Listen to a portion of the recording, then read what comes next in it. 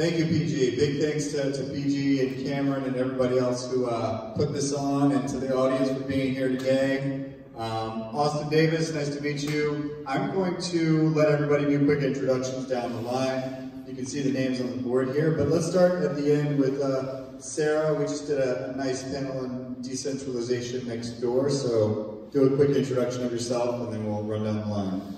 Hi, I'm Sarah Manski. I'm a PhD candidate in the Department of Global Studies here at UCSB.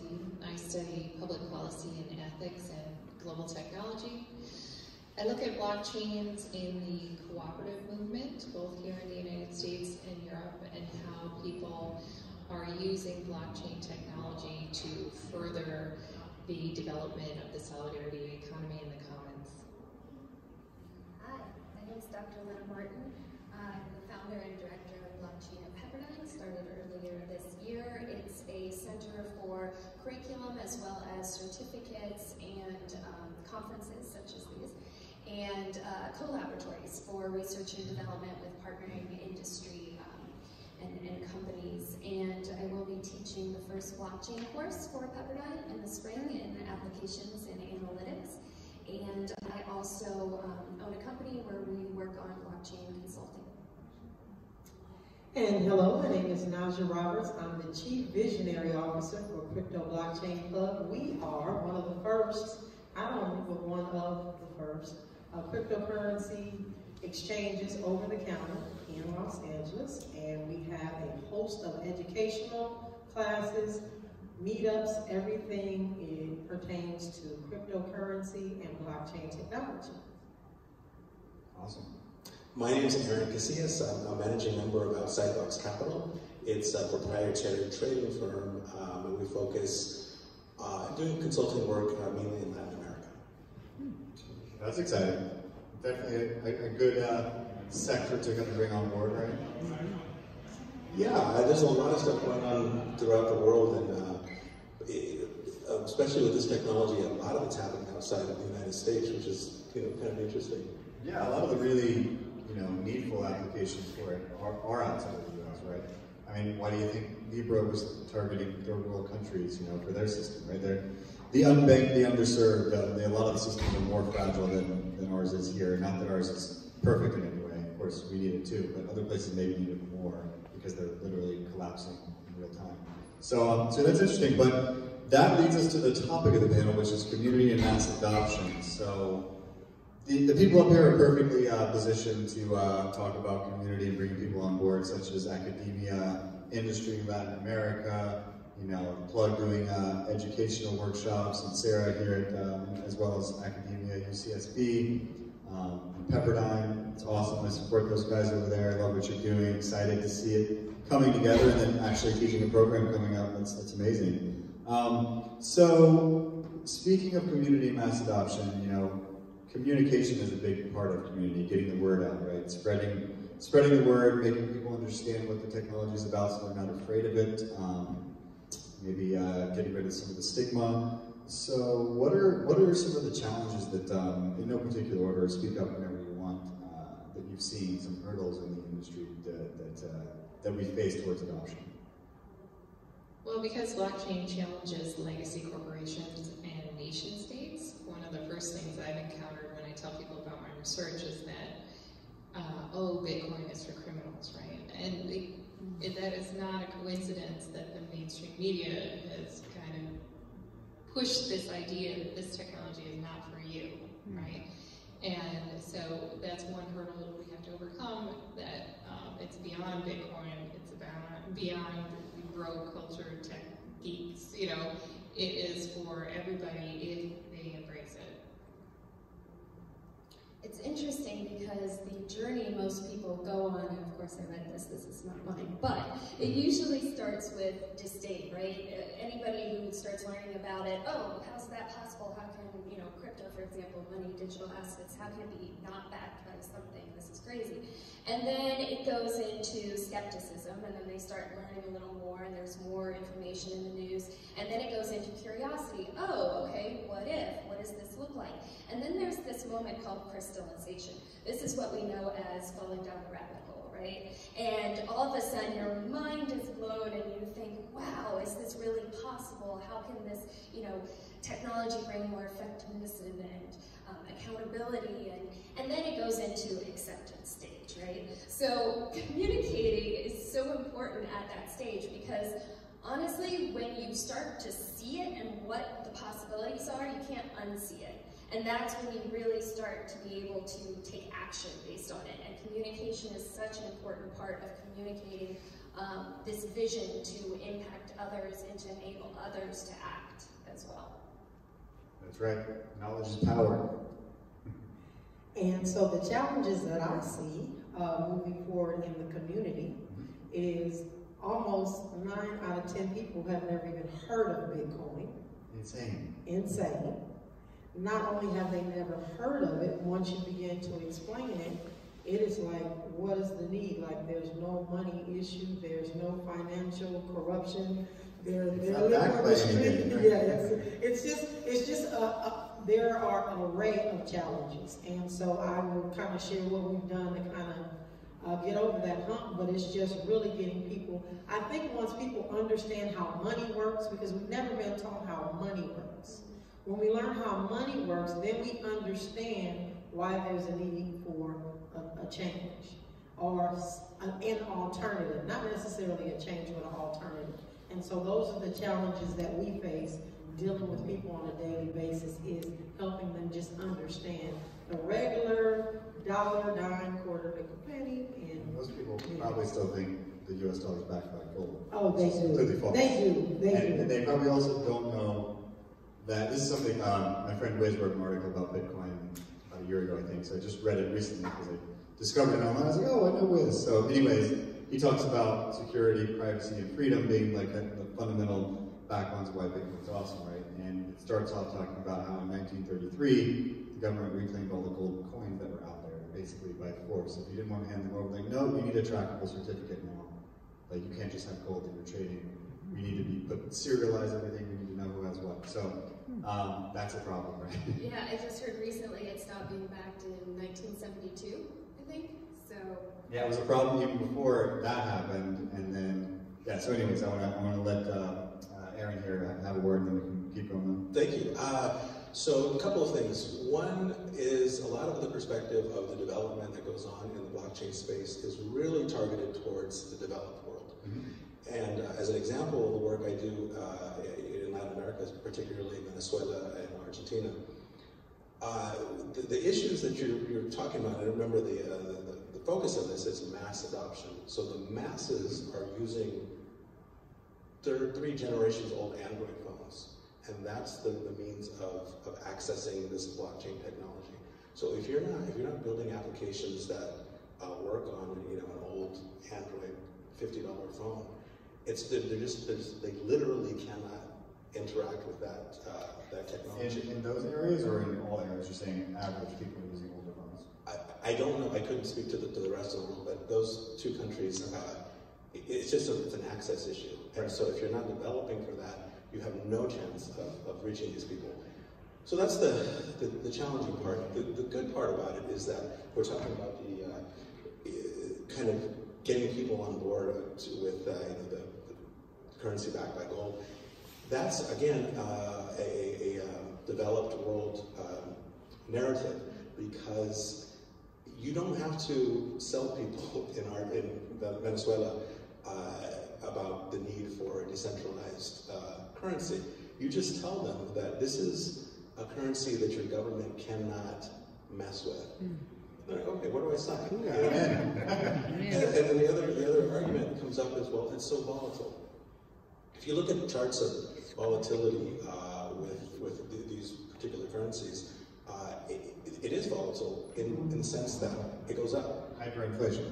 Well, their currency, the value of like Bitcoins, Ethereum, cryptocurrencies, it is volatile, but it's volatile on the way up. On average, it looks like this. Exactly. Right. You go to the beginning and the end. And that's even considering, our bear market. So, right. Yeah, it's pretty exciting to see that cryptocurrencies, especially Bitcoin and Ethereum, things that have been around a little bit longer, they get used on a daily basis, are becoming more stable over time. So not only are they going up, but more stable, which means you can use them for more applications, right? So yeah, it's definitely interesting. Yeah, but going back to the gold thing, I think it's interesting. Part of that communication is, okay, so what backs blockchain technology and Bitcoin specifically? It's math, right? And what governs the entire universe? Math. That's a good solid argument, right? The laws of thermodynamics pretty much control the entire universe. Like, you can't fight that. That's one thing that I think they should teach. My background is engineering. They teach that in engineering and some other disciplines, but they don't teach it in economics, and I think they should. I think that should be, and we were talking about Jeremy Rifkin last night. He hammers that in all the time about, you know, resources need to be considered, and that's why we are where we are now. And efficiency of any nation state is what, 20% maxed out. So everything needs to change and needs to change now. So it's exciting that it is. How do we get the word out? So speaking of that, what are some good success stories that you've seen either in Latin America or locally or in academia that are good at doing that? Well, I guess I can start. I hate to say that we're gimmicky, but because of the communities that we deal with, and by the way, you don't have to be in a third world country to have the conditions that are in some of our neighborhoods in America. Mississippi, they have those phones. Alabama, they have those phones. Most of the South suffers from the third, fourth party generation Android phones. So we have those problems that exist. But specifically for us, what we found brings attention is we do like a Bitcoin pizza day. So we introduced the first transaction of Bitcoin, but we not only gave them a pizza from Papa John's and had Papa John's partner with us, we gave out $5 worth of Bitcoin. Now, some may argue that it cost us more to send that $5 in Bitcoin, and it took forever. But the point was, we always have to do something to attract people to what it is we're doing, to kind of even explain just the basics. And let them look at that $5 and see what it does. And that's what we're doing, to just try to get over the hurdle of what it looks like inner city. Now, I have a couple of different clients. My clients go from inner city neighborhood, which I'm calling silicone hoods. We're building silicone hoods. And so, and then I have clients that have been in cryptocurrency since the beginning, miners. They came to me to mine. I didn't listen. I wish I had. But, so we're just doing different things for different demographic of people that we know will attract them. And so that's how we're having to look at it. So our avatar is so different in every community, in every different way, and we're having to compartmentalize the message that goes out. And it's really scary how far back a lot of our communities are right here in the U.S. Right. Yeah, and I've seen one thing that you're doing as well that I really love is that you're teaching kids how to code, right? Yes. At an early age, which gets them excited about things like this, because the fundamental basis of all of this is code, and if they know how to write a couple lines of it, even that's very powerful. Yes. Yeah. What that might expand to in their understanding of the world that they're growing up in, which will be almost completely controlled by code compared to what it is now. Absolutely. Yeah. That's exciting. Well, obviously for blockchain at Pepperdine, the focus being on education as well as creating awareness and engagement opportunities. So what's so important about that is building this group, coalition, whatever you call it, just like we're doing here today. We're educating, we're teaching, and we're learning from each other, and that's how we're communicating out, right? Again, trying to get people to that point of blowing their minds and realizing what this actually means for individual people out there in the world, where we can actually own our own data, where we can actually have freedom in the economic playing field, leveling that out, right? So it's creating opportunities for people, but getting to them, right? Getting to the masses and teaching that is so important. I studied a global social movement trying to use technology to move beyond capitalism, and they're developing blockchains and post-blockchain technology to do things that have strategically been something that activists need, like being able to avoid state repression. Like you see in Hong Kong right now how the activists there are having to use technologies to be able to avoid the state from monitoring where they're going to hold their next demo.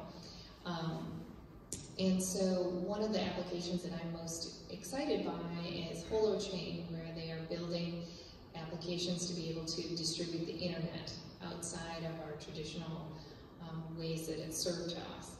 And so I think the more that the communities that are actually impacted by disaster capitalism partner up with developers and coders and angel investors, honestly, the more we'll start to see applications that actually have a real use in people's lives. And I don't know if anybody else has it. Yeah, that's really interesting to talk about Holochain, because I remember before they launched, I had a bunch of conversations with Nicholas Perrin and some of the team, so it's exciting to follow them. I'm a big fan as well, and yeah, I think they're doing great things for the industry. So it's exciting because there's a lot of opportunity here, and the notion of mass adoption, because we're dealing with humans at this point, that's the mass in adoption, the masses, the massive. Right. We know how to deal with people. This is not, that part is not new. People are actually pretty predictable. And in terms of getting people to use this, it's relatively simple in that you kind of need to meet them where they're at. What are their needs? Like going into communities and not being the expert. Sure, I know a little bit about blockchain, but there's no surer way for me to fail in the notion of mass adoption than me going into community and saying, look, this is how you do it, this is what it can be used for. It's much better to see what is your need, what's going on in your community, and let's see if there's a good fit. The success story kind of dealing with that was in Venezuela. I think I put this in the email, that this was kind of harnessing what at that time was pretty unique in using a DAO, community-funded DAOs, and this is kind of in the Dash model. Now kind of there are a lot of people doing it, but at that point it was relatively new. And so we were able to harness the proposal system to create a proposal in Venezuela, and starting with the premise again, what do you need? And what I saw was there's some tremendously talented people in these regions, really, I mean, engineers, attorneys, doctors, teachers, and they're just sitting idly by because they are living in what's a non-functioning state in terms of Venezuela. And so you have this tremendous human capital that is just waiting to be utilized. So it really started from knowing a guy that was a chef, and this is one of these professions that you don't equate it with blockchain, but so what are the problems? There's no food. When there is food, there's no money. When there is money, the exchange rate changes from not only day to day, but from morning to afternoon. So these are all problems that had a solution. And so we kind of built from that, and this is really how it started. I said, well, here's just this DAO that's offering money, basically value, and how do we get it into the people's hands that really need it? And this fellow needs it. So wrote a proposal to fund this fellow to feed people, and which is a huge deal in Venezuela. Certainly now, but even a couple of years ago, 2017. And it just grew from there, because then all of these other needs kind of expose themselves. Well, if you've got these barbecues, if you're going to be feeding people and for free, it's a huge deal. How do we market this in terms of public relations? Let's get on radio stations, let's get on TV stations, let's partner with the Red Cross to really make this legitimate, because we're not experts in food distribution. The chef is not necessarily, he's a really good cook. Anyway, I'm kind of babbling on, but it turned out to be a really huge project. We fed like 3,000 people. We had an education component similar to this, where we would rent the really nicest, largest hotels, and we would teach about blockchain. And where it was kind of a challenge in that money is very difficult to come by there, if you've got funds coming from a DAO where it's kind of more plentiful, you're able to access it's a lot of leverage, so we're able to do these things. And I was very proud of it, and so that kind of won success story. That's great. Yeah, that's a great success story. Thanks. That's like, yeah, I want to read some more into that because I wasn't aware of that before. So I mean, I saw your email, but thanks for sharing. Great story. Any other success stories we want to share before jumping into another topic? All right, we'll keep it going here, and I don't know how much more time we have, but so I think one of the things that I've been interested in over the past couple of years is gaming, because I think it is a good gateway as well. I think a lot of young people are playing games, and digital assets are heavily used inside of games. So I think you've seen a lot of the NFTs and things like that have been emerging, especially over this year. More applications, you know, more standards like the 1155, ERC 1155 was just accepted as a standard, I think, over the summer. So recently, and it's exciting because I think people don't need to fully understand it, but if they're using it inside of games, and there's millions of game users, you know, if not over 1 billion globally, right?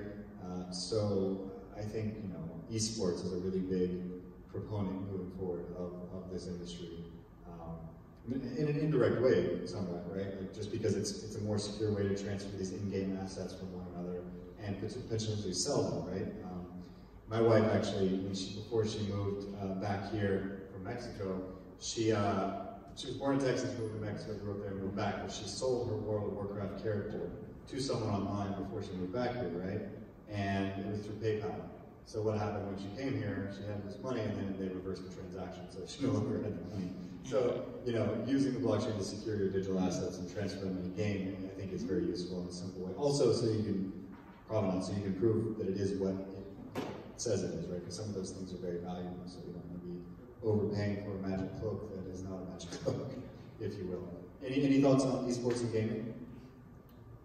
Gaming certainly is the future of learning, so they say, right? It's one of the fastest and most easily digestible ways, I think, of learning, obviously.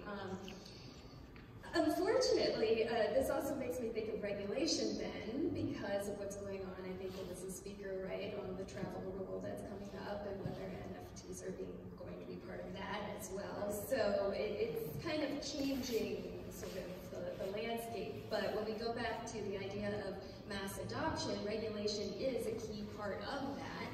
Institutionalizing approaches of that nature. It's actually making those institutionalized approaches as like the last step of Cotter, which is just change management 101, right? So it's an important step. However, in an industry such as blockchain, which is so new right now, we're still new, even though we're probably all think that we've been in it for a long time.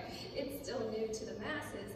So what does that look like, right? So with regulation, it's going to take those companies, those people that have a lot of courage and character and are willing to stand up and make some dense set of precedents, basically, in the industry. So it'll be interesting to see what happens with things like gaming and how regulation will play a role in mass adoption. Yeah, and it's nothing new. I mean, games have been using virtual currency since before Bitcoin existed, right? You know, so it's interesting to see that it's just one step in the evolution, right, in the digital asset games. Yeah. I have a big smile on my face because, believe it or not, the children that we teach at Crypto Kids Camp get cryptocurrency and blockchain technology way before the adults. Of course. And it's absolutely awesome. So part of our going beast mode on breaks is online gaming. And the kids like get it. And they are like, this is it. Like, I want to mine, I want to have, you know, and so it's incredible what we can do if we impact change in our children. So as they grow, again, the technology grows with them, and by the time they're adults, we'll be speaking a lot less about mass adoption of those little insignificant, not backed by anything except this video game. It's gonna people really need to pay attention. Absolutely. That group is going to get it, and mass adoption is going to hit it. Especially when your kids racking up all these coins in the game, and all of a sudden they're buying stuff like, wait a minute, they're shopping online with game coins? Yes, awesome. I think, Austin, you actually gave a very good example of meeting people where they are. A lot of the millennial generation and younger, that's what they're into. They're into gaming, so a lot of tokenization and like these things. I didn't know on the previous panel that Korea was such a big innovator in that space, but you're right. This is a really good example, and like Najah was saying, of meeting people where they are. If we really want mass adoption, this is how to do it. I mean, it's not going to be a lot of the really hardcore cool tech, which is so cool for all of us that are in it, right. But when you're talking about the mass again of people, it's kind of really, what can you do for me? And gaming is really talking to these folks. Right, and Mike, I think one of the things that made the internet blow up was websites. Everyone wanted to put a forward-facing thing to the world of what they're all about. Right? This is what we do. We sell flowers. Okay.